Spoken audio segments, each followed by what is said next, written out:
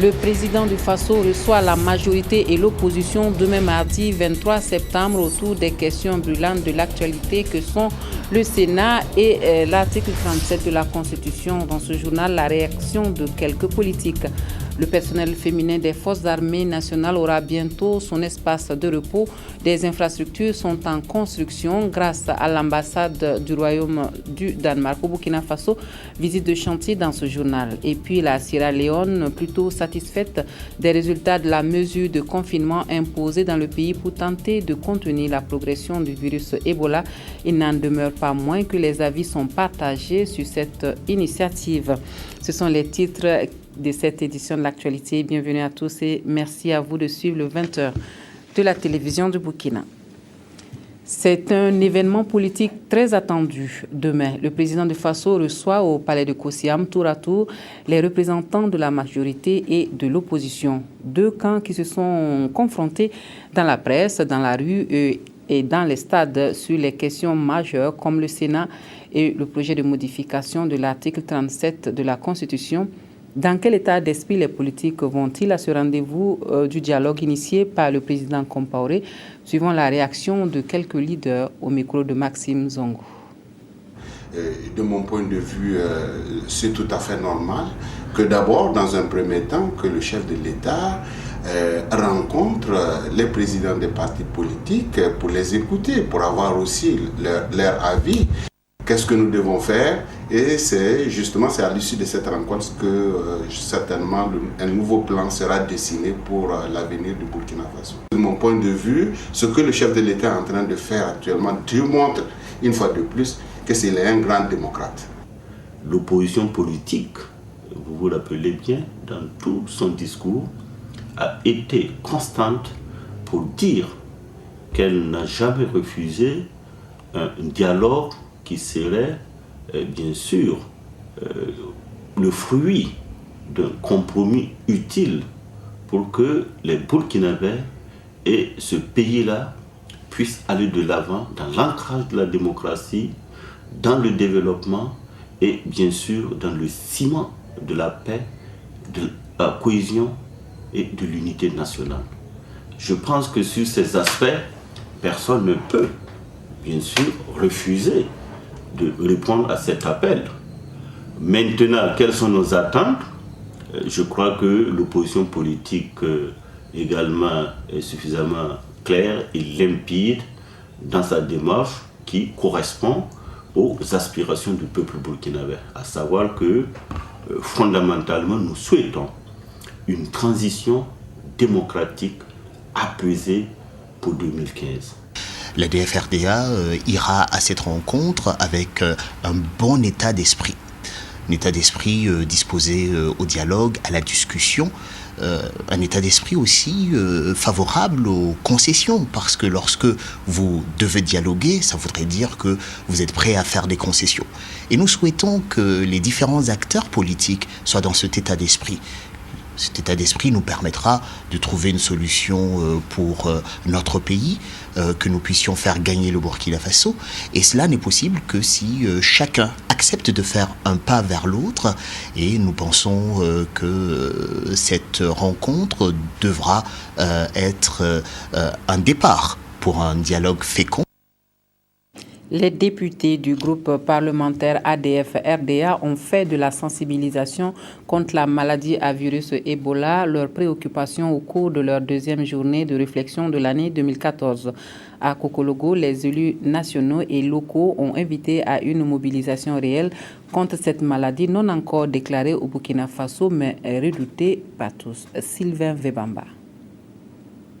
Pour ces deuxièmes journées parlementaires de l'année 2014, le groupe ADF-RDA a axé sa réflexion sur l'implication des élus locaux et nationaux dans la prévention de la maladie à virus Ebola avec une communication co-animée par des experts du ministère de la Santé.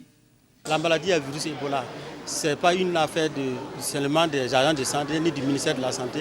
C'est une affaire qui concerne l'ensemble des individus et l'ensemble des structures, des organisations. Et c'est ce qu'a bien compris le groupe parlementaire ADF-RDA en prenant ce thème comme le thème de leur deuxième journée parlementaire. Et c'est ce que le ministère salue. Et c'est justement que chacun doit pouvoir contribuer à la lutte contre la maladie à virus Ebola si jamais ça survenait au Burkina Faso. Il y a un plan de riposte et pour mettre en œuvre ce plan de riposte, on a besoin de la coordination de tout le monde. Les députés sont des élus locaux, sont des élus nationaux. Alors donc les élus locaux comme les élus nationaux ont leur rôle à jouer. Parce que si la population, vous n'avez pas une population saine, vous ne pouvez pas parler de vote. Si vous n'avez pas une population saine, vous ne pouvez pas parler de développement. Les échanges qui s'en sont suivis ont traduit l'intérêt de l'auditoire sur le sujet. Une recommandation pour accentuer la prévention et une somme d'1 million de nos francs mobilisés par les députés du groupe ADF-RDA pour soutenir le ministère de la Santé dans la lutte. Lorsqu'on dit qu'une maladie menace la paix et la sécurité mondiale, je pense qu'il est indispensable de se pencher sur cette maladie, d'en comprendre les causes, les conséquences et surtout de voir en tant que député qu'est-ce que nous pouvons apporter contre cette menace-là. La vraie implication en fait, des élus locaux et les élus nationaux par rapport aux pandémies là, de l'Ebola, elle n'est pas arrivée au Burkina Faso. On ne souhaiterait pas qu'elle vienne, mais les précautions déjà prises par l'ADF-RDA, c'est de prendre des mesures et connaître en fait le virus là correctement pour pouvoir la combattre. À l'ouverture des travaux, une minute de silence a été observée à la mémoire, entre autres, des victimes de la maladie à virus Ebola. En Sierra Leone, justement très touché par cette maladie, la mesure de confinement général des 3 jours qui visait à contenir la progression du virus Ebola dans le pays a été levée hier dimanche. Le bilan à chaud présente l'opération comme un succès contre le virus du côté des autorités, mais d'autres sons de cloche se font entendre, surtout dans le camp de ceux qui estiment que la sensibilisation est le meilleur moyen pour stopper l'épidémie. 70 cadavres découverts et 150 nouveaux cas de virus Ebola détectés, l'opération de confinement général de 3 jours est présentée comme un succès par les autorités sierra-léonaises. La mesure ordonnée par le gouvernement pour stopper la progression de l'épidémie dans le pays a pris fin dimanche. À Freetown, l'heure est à la satisfaction générale. Nous sommes heureux de constater que les résultats que nous avons obtenus sont positifs. Nous nous sommes rendus compte que des gens infectés sont venus spontanément se faire identifier et d'autres malades ont été identifiés grâce aux communautés chrétiennes. C'est vendredi qu'a débuté l'opération d'assignation à domicile des 6 millions d'habitants de la Sierra Leone. Pendant 3 jours, les 30 000 agents mobilisés dans le cadre de cette campagne inédite ont visité 80% des maisons sur l'ensemble du territoire. Malgré la réussite de l'opération, des voix s'élèvent pour exiger la poursuite de la sensibilisation de la population.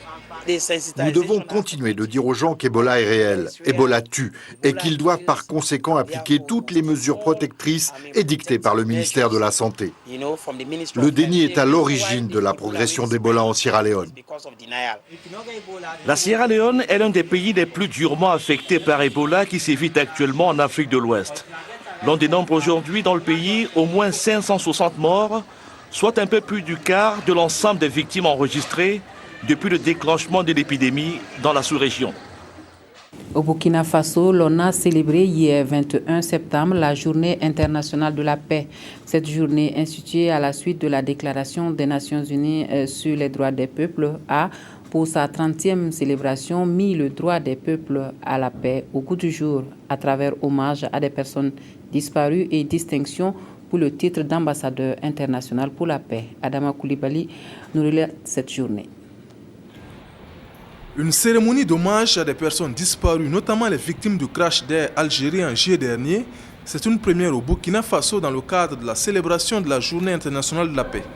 La 30e commémoration de cette journée en cette année 2014 est placée sous le thème « Le droit des peuples à la paix ». La responsable de la Fédération pour la paix universelle au Burkina Faso a rappelé le sens de cette journée et surtout celui de la paix comme accord mutuel entre individus libres et égaux, réunis par une attirance réciproque en vue d'un bien supérieur. Elle a aussi procédé à la distinction de 38 personnes comme ambassadeurs et jeunes ambassadeurs internationaux pour la paix. Je pense que la paix n'est pas l'affaire d'un individu, c'est l'affaire de toute la communauté et chacun à son niveau doit développer des initiatives pour qu'ensemble on puisse bâtir un pays, une Afrique de paix. Et c'est ce que je pense et je souhaite que chacun à son niveau puisse se mobiliser pour qu'on puisse ensemble, la main dans la main, bâtir une Afrique de paix. Je vais toujours œuvrer, partager l'amour, le pardon envers les autres, l'humilité et les écouter et les apporter à ce qu'il y ait la paix entre l'homme envers le prochain. Cette journée, connue aussi sous le nom de journée de non-violence et de cessez-le-feu, est une invite de l'Assemblée générale des Nations unies pour que chacun puisse méditer sur ces mots du président Félix Houphouët-Boigny. La paix n'est pas un vain mot, mais c'est un comportement. Le personnel militaire féminin aura bientôt son espace de repos durant la garde à lui offert par l'ambassade du Royaume du Danemark au Burkina Faso. Des infrastructures sont en construction à la Brigade nationale des sapeurs-pompiers et au ministère de la Défense nationale et des anciens combattants. La hiérarchie militaire et l'ambassadeur du Royaume du Danemark ont visité les chantiers ce matin. Yolande Lompo. Brigade nationale des sapeurs-pompiers. Le général de division Honoré Nabéré Traoré, chef d'état-major général des armées, fait son entrée aux côtés de l'ambassadeur du Danemark pour la revue des troupes. Parmi les soldats du rang figure le personnel militaire féminin qui trépigne de joie. Désormais, ces femmes auront un lieu où se reposer après leur garde, car le Royaume du Danemark vient de financer la construction d'infrastructures à usage de salles de repos pour postes de garde à la Brigade nationale des sapeurs-pompiers et au sein du ministère de la Défense nationale et des anciens combattants. Je pense que l'objectif est de créer la paix. Et nous avons trouvé que les femmes souvent sont plus efficaces en créer paix que les hommes militaires. Je suis très satisfait avec le progrès, le recrutement des femmes dans les forces armées burkinabées. Sur le site de la BNSP, 2 bâtiments comportant chacun 2 chambres et 2 salles de toilette d'un montant total de plus de 22 millions de francs CFA sont en construction. Les travaux ont démarré le 8 juillet 2014 et le taux d'exécution est de 75%. Après la visite guidée des lieux, le cap a été mis sur Ouaga 2000, où dans l'enceinte du ministère de la Défense nationale, les mêmes types de bâtiments avec cette fois-ci une possibilité d'extension sont en train de sortir également de terre. Ici, le taux d'exécution est de 50% et le montant total s'élève à environ 22 millions de francs CFA. Avec quand même quelques inconvénients de mêler les personnels masculins et féminins. Les infrastructures des forces armées étaient destinées qu'aux hommes. Et comme le projet du genre est très jeune, nous avons un gap à combler, mais aussi construire des dortoirs. Ces investissements ne concernent pas uniquement la ville de Ouagadougou. Toutes les garnisons du Burkina Faso vont en bénéficier, à l'image de Kaya, Bobo-Dioulasso, Ouaiguya, Douri et Pau. La sécurité alimentaire est l'un des volets du compact de Burkina. C'est dans le Sourou que l'ambassadeur américain auprès des Nations Unies pour la sécurité alimentaire s'est rendu pour visiter les réalisations du MCA dans le secteur de l'agriculture. Le diplomate a pu se faire une idée des acquis et des insuffisances sur le terrain de l'exécution du programme. Francis Tien. Cette sortie du diplomate américain dans le Sourou a permis à l'ambassadeur des États-Unis auprès des Nations Unies pour la sécurité alimentaire de visiter quelques réalisations du Millennium Challenge et compte. On a vu différents aspects. On a vu l'aspect sécurité alimentaire, évidemment, qui est fondamental. J'ai entendu même un agriculteur ce matin me dire qu'avant, on devait essayer de se débrouiller chaque jour pour savoir comment on allait nourrir notre famille. Aujourd'hui, on se dit quelle est la meilleure manière que je vais trouver pour vendre mes produits et générer des revenus qui vont améliorer ma vie. A dit, l'ambassadeur a été impressionné par le rôle de la station numéro 2 de pompage d'eau du périmètre irrigué. D'une capacité de 1100 litres par seconde, cette pompe permet de faire face aux poches de sécheresse et de produire 2 à 3 fois par an. Le diplomate a aussi fait le tour de quelques périmètres, des périmètres qui présentent une physionomie qui augure de bons rendements. Avant, on pratiquait notre méthode. Avec les MCA, on a adopté une autre méthode culturelle très bénéfique. En plus de cela, l'ambassadeur a pu en savoir davantage sur le projet de sécurisation foncière. Le MCE accompagne les producteurs à travers la délivrance de titres fonciers, des titres fonciers qui constituent des garanties pour les agriculteurs. Plus de 3000 personnes ont bénéficié de ce précieux document. Autre site visité, ce sont les anciens périmètres de Niassan. L'objectif était de s'imprégner des réalités des exploitants de ces périmètres. Les producteurs ont du mal à gérer l'eau de façon efficiente. C'est surtout ça la difficulté majeure.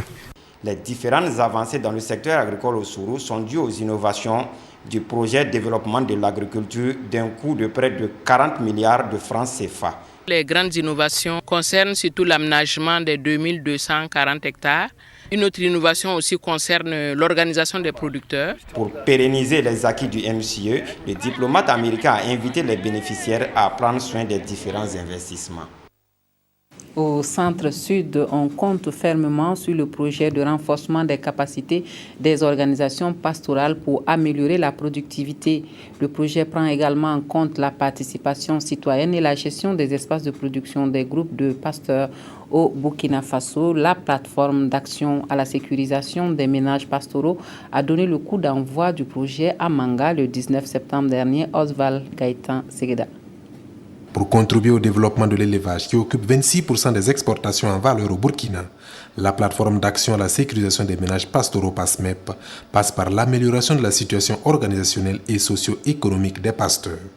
L'ensemble des actions sera exécuté à travers le projet de renforcement des capacités des organisations pastorales du Centre-Sud. C'est un paquet de modules de formation que nous mettons en œuvre avec eux. C'est aussi l'accompagnement dans la mise en place d'unités de transformation de lait local, parce que c'est aussi un objectif assez important pour nous de promouvoir le lait local. Nous les accompagnons aussi au niveau de l'alimentation des vaches. La dynamique du projet consiste à revigorer les groupements pastoraux pour l'obtention de résultats meilleurs. Le projet accorde une importance capitale dans l'organisation, dans la structuration donc des éleveurs, et aussi apporte une contribution pour l'intensification des productions animales. Ceci pour dire qu'au lieu de tendre les champs, parce qu'en agriculture, au lieu d'avoir un mode d'élevage extensif, si on intensifie, cela permet donc d'utiliser moins les ressources naturelles. Les producteurs affichent déjà leurs attentes au regard de l'impact des précédents projets. Nos attentes, c'est que le PASMEP puisse continuer à nous appuyer. Les activités que le PASMEP a fait au niveau de notre région, c'est très rentable pour les éleveurs. On a beaucoup d'alphabétisés, on a beaucoup d'éleveurs qui ont reçu des formations sur la force et conservation, et puis sur la gestion même de leur mini-laiterie. La vision de la plateforme est de se positionner en tant que structure spécialisée dans l'accompagnement des éleveurs et des agro-pasteurs. Les nouvelles de la campagne agricole qui nous viennent du sud-ouest sont plutôt bonnes. Les autorités régionales ont effectué une tournée dans les 4 provinces pour s'en assurer. Techniciens et partenaires de l'agriculture dans la région sont confiants quant à la moisson 2014. Là, le suivi donc de la saison dans la région, c'est avec Christophe Da. La longue poche de sécheresse que le sud-ouest a connue en début de saison agricole a fait plus de peur que de mal. C'est ce qu'a constaté Salif Ouattara et sa délégation après 48 heures de tournée consacrée au suivi de la saison humide 2014 à l'intérieur de la région. La visite a débuté le 16 septembre au Numbiel et s'est poursuivie au Poni pour s'achever le lendemain avec les étapes du Yoba et de la Bougouriba.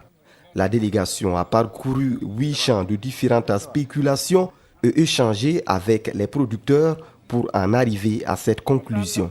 Des problèmes ont été soulevés et ces problèmes se résument généralement à l'irrégularité des pluies, au manque de main-d'œuvre et ensuite à l'insuffisance des équipements.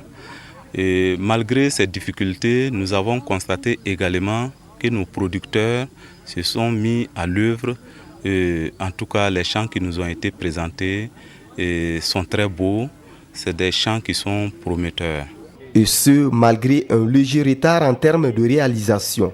Le Poni et le Numbiel au nord de la région sont respectivement à 85 et 65% de superficie emblavée par rapport à la même période de la saison dernière.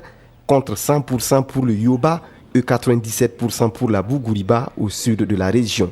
Par contre, il y a une nette évolution au niveau de l'accroissement des plants grâce à la fumure organique de plus en plus utilisée par les producteurs. À la faveur, bien sûr, des séances de formation que nous avons eues dans certains endroits, des partenaires nous ont accompagnés, par exemple pour faire la formation sur le compostage en tas. Donc, ces sites qui ont bénéficié vraiment de cette formation, les producteurs se sont mis à la tâche. Mais pour nous, ce n'est pas encore suffisant. Nous interpellons toujours les producteurs à beaucoup mettre l'accent sur la fumure organique. Il est attendu du sud-ouest pour cette saison humide 320 000 tonnes de céréales, près de 95 000 tonnes de cultures de rente et 92 000 tonnes pour les autres cultures vivrières. Et puis des cadres de l'administration burkinabé à l'école du budget programme. Ils sont plus de 300 qui vont se familiariser avec les concepts clés de la gestion axée sur les résultats. La formation qui a débuté ce matin à l'école nationale des régies financières à Ouagadougou est prévue pour durer 1 mois. Des détails avec Adama Koulibaly. Ce sont au total 7 sessions de formation sur les concepts de budget programme qui seront dispensées aux 350 cadres des ministères et institutions. Pendant 1 mois et demi, ces participants seront formés à l'utilisation des nouveaux instruments de gestion des finances publiques. Objectif principal de ces sessions, outiller ces acteurs sur les concepts clés du budget programme. Former, je dirais, les cadres qui auront en charge la gestion de ce dossier-là, parce que c'est une étape importante, je dirais, dans la gestion des finances publiques. Nous allons passer du budget objet tel que nous l'avons aujourd'hui à un nouveau concept beaucoup plus performant, beaucoup plus opérationnel, que l'on va appeler le budget programme. Il est important dans ce cas-là, véritablement d'assurer une formation efficace, une très bonne formation à ces cadres-là pour la mise en œuvre de ce nouvel outil de gestion des finances publiques. L'ENAREF rassure qu'il va utiliser ses meilleurs spécialistes du budget programme et de la gestion axée sur les résultats pour cette formation et une évaluation sera faite en vue de mesurer le niveau de connaissance des participants. Le passage du budget objet au budget programme est imminent et les autorités du pays font de réels espoirs sur ce nouvel outil de gestion. On fait le point des départs pour le Hajj 2014, départs qui ont débuté le 17 septembre dernier au Burkina. Selon le comité de suivi, 4500 pèlerins sont déjà arrivés en terre sainte de l'islam. Il ne reste plus que 2 vols pour Médine, mais plus de 100 personnes n'auraient pas encore obtenu leur visa pour l'Arabie saoudite. Face à la presse, les organisateurs se veulent rassurants. Fousseni Kindo. Environ 120 pèlerins burkinabés risquent de ne pas effectuer cette année le pèlerinage à la Mecque. Ils n'ont pas encore à ce jour obtenu des visas d'entrée en Arabie Saoudite. C'est la principale information que le comité national de suivi de l'organisation du Hajj 2014 vient de donner cet après-midi à la presse. Sur les 5500 pèlerins pressentis pour le Hajj cette année, plus de 4500 sont déjà sur les lieux saints de l'islam. Nous avons des difficultés d'obtention de visas pour 121 pèlerins dû au blocage du système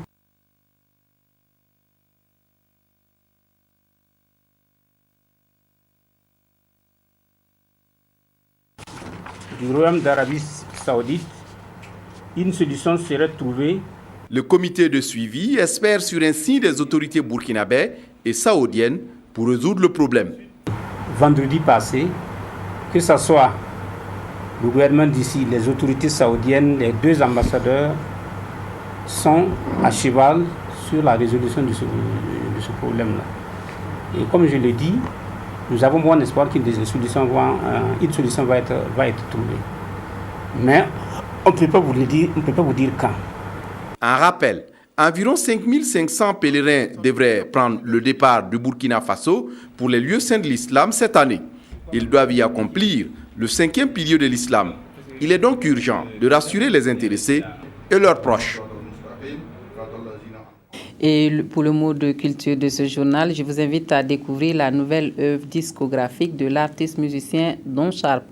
Africa Tere, c'est le titre donc de l'album, un album de 2 titres chantés en français, en bambara et en liélé. L'artiste qui se fait appeler désormais Des Batoro a présenté son 3e album au Mélomanes le 19 septembre dernier à Ouagadougou. Voici quelques notes qui devraient vous mettre l'eau à la bouche, nous dit Sylvestre. Tout comme dans son précédent album, l'artiste musicien Don Chap, qui s'est fait appeler désormais Des Batoro, met l'Afrique au cœur de ses mélodies dans son nouvel opus qu'il a nommé Africa Tere. Africa Tere, c'est aussi un titre de l'album, tout comme Soyons sages ou encore Bouman. Des titres à travers lesquels Des Batoro invite les Africains à un retour aux sources, car selon lui, l'Afrique est la terre de la prochaine destination mondiale. C'est le temps de l'Afrique. Il est grand temps que les Africains réalisent que leur continent est l'objet de convoitise des 4 autres continents. Ce soir, j'ai amené 350 exemplaires pour la dédicace. Eh bien, c'est déjà fini. Parce que le parrain, voilà, pas mal de personnes avaient déjà réservé et j'attends un autre stock. Le premier album m'a permis d'avoir le tiercé or de la musique burkinabé 2008. Le deuxième album m'a permis d'avoir le Koundé de la meilleure réalisation vidéo 2011. En rappel, je sors chaque 3 ans. Et après 3 ans, 2014, je ne sais pas là où ça va m'emmener, mais j'espère qu'il y a des trophées qui viendront. Le slam est son genre musical de prédilection et il affectionne la danse des binômes. Son inspiration, il dit la tirer de ses racines. C'est un parolier chanteur qui dénonce aussi la piraterie et son fan club a déjà mis en place une stratégie de vente de son œuvre. On a déjà déployé une équipe qui vend les cassettes à corps et ça va se faire à travers des groupes que nous allons mettre en place, des groupes de 3 personnes et nous allons nous élever à un groupe de 30 personnes et ces groupes seront chargés de circuler dans la ville de Ouagadougou et surtout notre public, c'est les marchés, c'est les bureaux, c'est les services. Des Batoro ou Seydou Batoro à l'état civil caressait le rêve d'être pilote. Mais une fois à l'université, ses premières inspirations musicales lui ont semble-t-il indiqué que c'est pas la musique qu'il devrait faire voyager les gens. Voilà, c'est tout pour l'actualité dans cette édition. Merci à vous de nous avoir suivis. Très bonne soirée à tous et à toutes. À demain.